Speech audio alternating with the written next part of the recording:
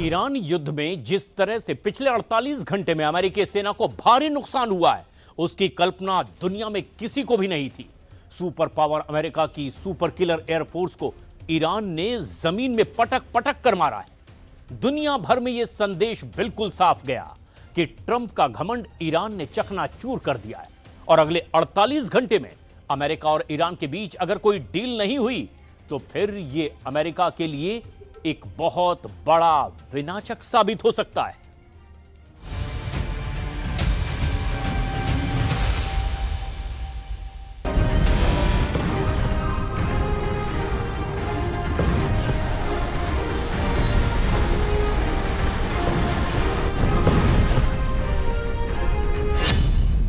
तोड़ दिया ट्रंप का घमंड, सुपर हथियारों के उड़े चीथड़े।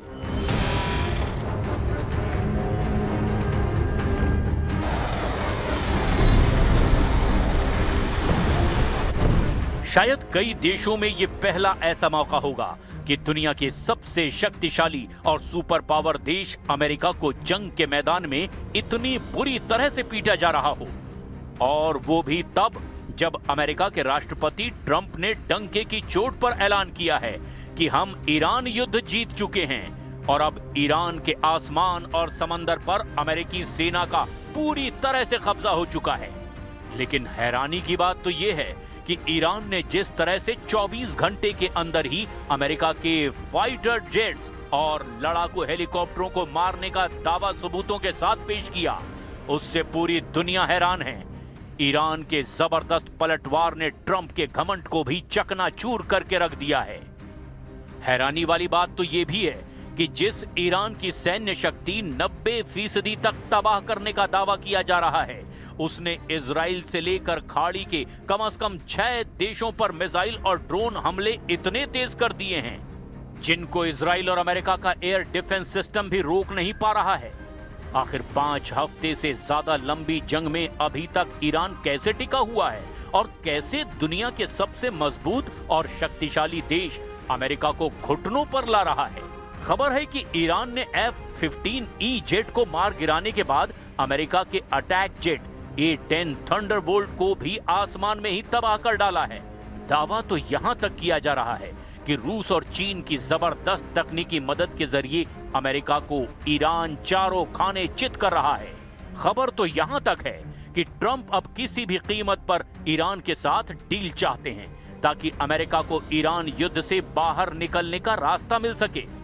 लेकिन पहले आप ये देखिए, ईरान ने आसमान में कैसे अमेरिकी जेट को धूल चटा दी है।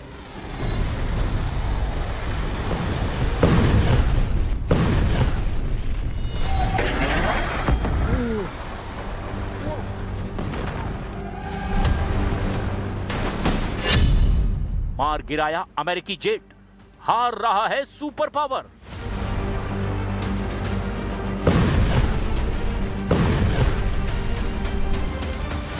इसमें कोई शक नहीं कि ईरान की वायुसेना अमेरिकी वायुसेना के सामने कुछ भी नहीं है, और यही वजह है कि अब तक जितने भी हवाई हमले ईरान पर अमेरिका ने किए, उसका तोड़ ईरान के पास नहीं था।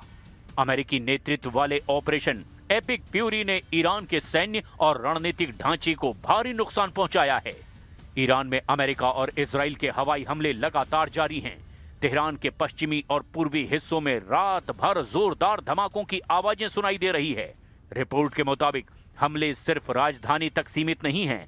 एस्फान जैसे बड़े औद्योगिक शहर में भी भारी बमबारी की खबर है, जहां बड़ी आबादी रहती है।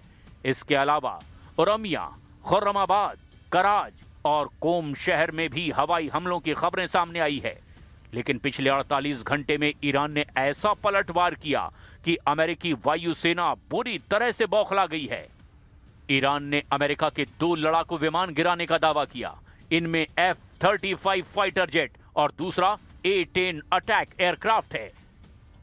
हालांकि कई मीडिया रिपोर्ट्स में दावा किया जा रहा है कि गिरने वाला पहला फाइटर जेट F-35 नहीं बल्कि F-15E है, जिसकी पुष्टि खुद अमेरिका भी कर चुका है।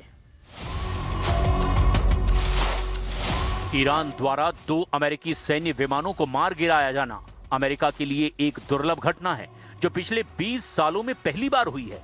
ये घटना इस्लामिक गणराज्य की जवाबी कार्रवाई करने की क्षमता को भी दिखाती है। भले ही राष्ट्रपति डोनाल्ड ट्रंप ने दावा किया हो कि ईरान को पूरी तरह से तबाह कर दिया गया है, लेकिन हम आपको वो आंकड़ा दिखा रहे हैं जिससे साबित होता है कि अमेरिकी वायुसेना को ईरान ने भी जबरदस्त टक्कर दी है। अमेरिकी मीडिया CNN के मुताबिक ईरान के साथ जारी युद्ध में अमेरिकी वायुसेना के अब तक 7 विमान तबाह हो चुके हैं। 2 मार्च कुवैत के ऊपर फ्रेंडली फायर यानी कि अपनी ही सेना की गलती में 3 F-15 विमान गिराए गए। सभी 6 क्रू मेंबर सुरक्षित बाहर निकल गए। 12 मार्च इराक में KC-135 टैंकर विमान के क्रैश होने से 6 अमेरिकी एयर क्रू की मौत हो गई। अमेरिकी सेना के मुताबिक ये दूसरे विमान के साथ हादसे के कारण हुआ। 27 मार्च सऊदी अरब के प्रिंस सुल्तान एयरबेस पर ईरानी हमले में E-3 सेंट्री विमान जमीन पर ही नष्ट हो गया।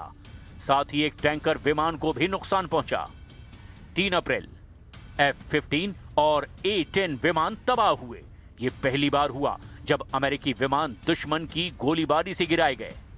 ईरान ने दावा किया कि उसने अपनी हवाई सीमा का उल्लंघन करने पर अमेरिका के 2 लड़ाकू विमानों, एक F-15E स्ट्राइक ईगल और दूसरा A-10 थंडरबोल्ट को मार गिराया है। रिपोर्ट के मुताबिक एक विमान दक्षिण पश्चिम ईरान के कोहगीलुए और बोयर अहमद प्रांत की पहाड़ी इलाके में गिराया गया, जबकि दूसरा फारस की खाड़ी में गिरा है। F-15E में 2 क्रू सदस्य सवार थे।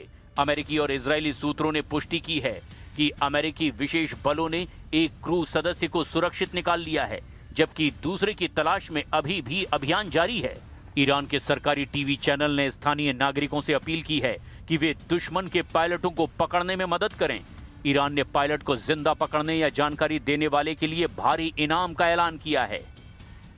तवज्जुह बफरमायीद बीनंदगान अजीज, तवज्जुह बफरमायीद अहाली उस्तान कोहगीलुए व बोयरहमद, मर्दम अजीज व गैरतमंद, अगर खलबान या खलबानान दुश्मन را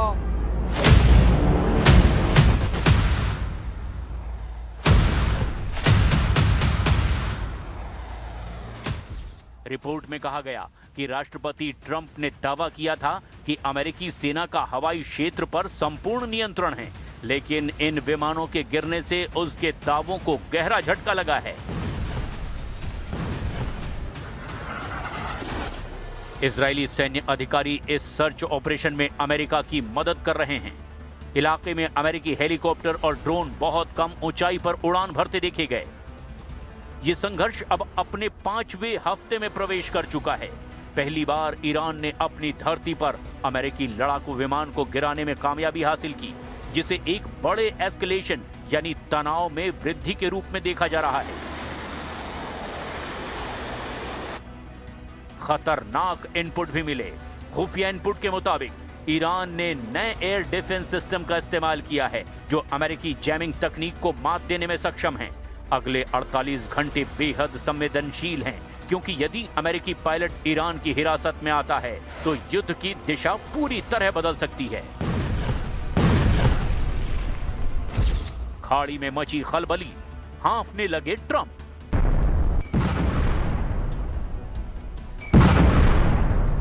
ईरान केवल अपनी सीमाओं से ही नहीं, बल्कि पूरे मध्य पूर्व में फैले अपने नेटवर्क का जमकर इस्तेमाल कर रहा है।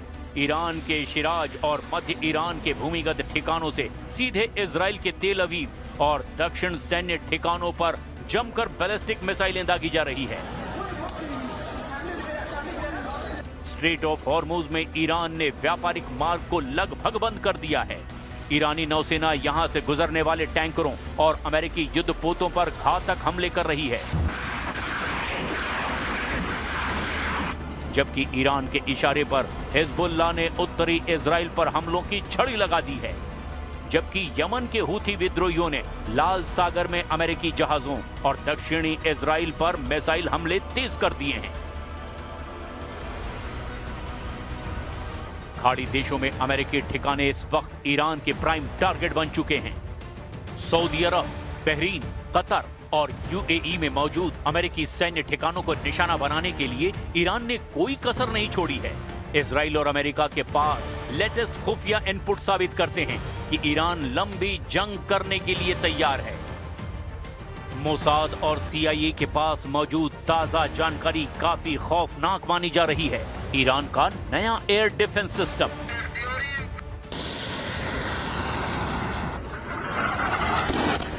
खुफिया इनपुट बताते हैं कि ईरान ने हाल ही में रूसी तकनीक से लैस एक नया जैमिंग सिस्टम सक्रिय किया है।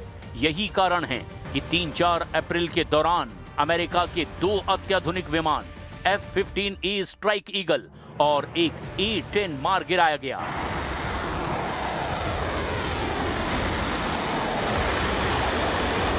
परमाणु ठिकानों पर हलचल तेज। सैटेलाइट इमेजरी और ऑन ग्राउंड इंटेलिजेंस से पता चला कि नतान और फोर्डो के गहरे भूमिगत ठिकानों में गतिविधियां अचानक बढ़ गई है। डर है कि युद्ध के दबाव में ईरान परमाणु हथियार बनाने की प्रक्रिया को अंतिम रूप दे सकता है। अब नेतृत्व का नया ढांचा। 28 फरवरी के शुरुआती हमलों में सर्वोच्च नेता अली खामनेई की मौत के बाद खुफिया इनपुट मिल रहे हैं कि ईरान का नियंत्रण अब सीधे IRGC के कट्टरपंथी कमांडरों के हाथ में है, जो किसी भी कीमत पर पीछे हटने को तैयार नहीं है। ईरान युद्ध को इतना लंबा खींचना चाहता है ताकि अमेरिका में घरेलू विरोध शुरू हो जाए और इजराइल की अर्थव्यवस्था चरमरा जाए। इधर ट्रंप प्रशासन ने अल्टीमेटम दिया है कि यदि 6 अप्रैल 2026 तक स्ट्रेट ऑफ हॉर्मुज का रास्ता नहीं खुला तो अमेरिका ईरान के ऊर्जा बुनियादी ढांचे को पूरी तरह मलबे में तब्दील कर देगा। अगले 48 घंटे इस चेतावनी के लिहाज से बहुत महत्वपूर्ण हैं। Iran has been essentially decimated. The hard part is done, so it should be easy. And in any event, when this conflict is over, the strait will open up naturally. It'll just open up naturally. तो आप सुन सकते हैं, आप देख सकते हैं। तो ये देखिए किस तरीके से लोग भाग रहे हैं। लोग देखिए किस तरीके से भाग रहे हैं जो यहाँ पे बीच पे थे। तो ये है इस वक्त यहाँ पे हाल। तो लोग भाग रहे हैं शेल्टर में, हर तरफ से भागम भाग। देखिए किस तरीके से है भागम भाग। लोग किस तरीके से शेल्टर में जा रहे हैं। ईरान की तरफ से मिसाइल अटैक लॉन्च किया गया है और ये देखें किस तरीके से लोग दौड़ रहे हैं।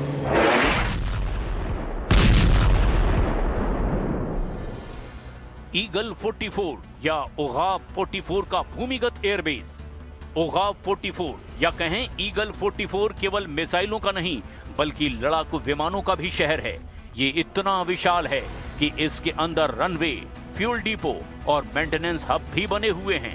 यहाँ से F-4 फैंटम और सुखोई 24 जैसे विमान सीधे सुरंगों से बाहर निकलकर उड़ान भर सकते हैं। ये रणनीतिक रूप से हॉर्मुज जलडमरू मध्य के पास ही मौजूद है ताकि हमले की स्थिति में अमेरिकी युद्धपोतों को तुरंत निशाना बनाया जा सके। रूस और चीन से मिल रहे गुप्तचर उपकरण। ईरान को रूस और चीन से मिलने वाले गैजेट अब केवल सलाह तक सीमित नहीं हैं, बल्कि ये रियल टाइम तकनीकी सहायता में बदल दिए गए हैं। रूसी AI और बायोडेटा। रूस ईरान को अपना परिष्कृत AI आधारित विजुअल और ऑडियंस डेटा इनकमिंग तकनीक दे रहा है। इससे ईरान को अपनी सीमा के पास अमेरिकियों और इजरायली पर्यटकों को ट्रैक करने में मदद मिल रही है। चीनी उपग्रह और संचार। चीन अपने उपग्रह नेटवर्क के माध्यम से ईरान को महत्वपूर्ण सैन्य हमलों की निगरानी में सहायता दे रहा है। इसके अलावा ईरान चीन से अपनी घरेलू सुरक्षा और रिप्रेसिव कैपेबिलिटीज यानी आंतरिक प्रतिरोध परिवर्तन की तकनीक को मजबूत करने के लिए भी तकनीकी सहायता ले रहा है। अब ऐसे हालात में देखना होगा क्या अमेरिका और ईरान के बीच 6 अप्रैल तक डील होती है या नहीं।